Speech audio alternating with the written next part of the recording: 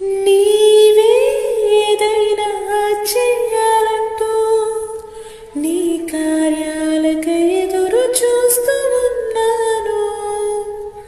నీవే ఏదైనా చెయ్యాలంటూ నీ కార్యాలకై ఎదురు చూస్తూ ఉన్నాను.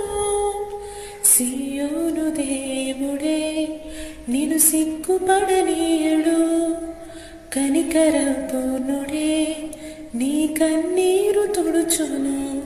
సియోను దేవుడే నిన్ను సిగ్గుపడనీయడు, కనికరపూర్ణుడే నీ కన్నీరు తుడుచును.